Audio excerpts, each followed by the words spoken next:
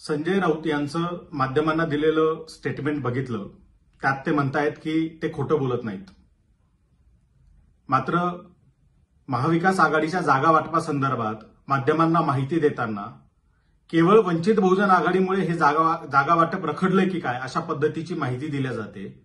प्रत्यक्षात 15 जागांवरती या 3 पक्षांमध्ये समझोता झालेला नाही. या 15 जागा अद्याप अनसेटल्ड आहेत. त्यापैकी 10 जागांवरती काँग्रेस आणि शिवसेना या दोन्ही पक्षांनी क्लेम केलाय, दोन्ही पक्षांनी दावा ठोकलाय. तर 5 जागांवरती शिवसेना, राष्ट्रवादी आणि काँग्रेस या तिन्ही पक्षांचा दावा आहे. अशा 15 जागांचं वाटप अद्याप आपण करू शकलेलं नाही आहात, ते झालेलं नाहीये. या बाबतीत एक चकार शब्द काढला जात नाही. मात्र माध्यमांशी बोलताना वंचित बहुजन आघाडीमुळेच जणू काय जागा वाटप रखडलंय अशा पद्धतीचं चित्र तयार केलं जातं आणि वंचित बहुजन आघाडीच्या माथ्यावर खापर फोडण्याचा प्रयत्न केला जातो. हा थांबला पाहिजे. जर तुम्ही सांगताय त्या पद्धतीनं जर तुम्ही खोटं बोलत नाही तर येत्या 24 तासात या 15 जागा डिक्लेअर करा. जर तुम्ही ते 15 जागा ज्या आहेत त्या 24 तासात डिक्लेअर नाही करू शकला तर याचा अर्थ तुम्ही माध्यमांना दिलेली माहिती ही खोटी आणि अर्धवट होती हे सिद्ध होईल.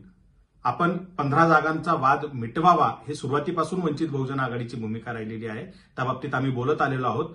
मात्र माध्यमांचा उपयोग करून आम्हालाच बदनाम करण्याचा प्रयत्न केला जातोय, तो थांबवण्यात यावा असं आम्ही या ठिकाणी आवाहन करतो.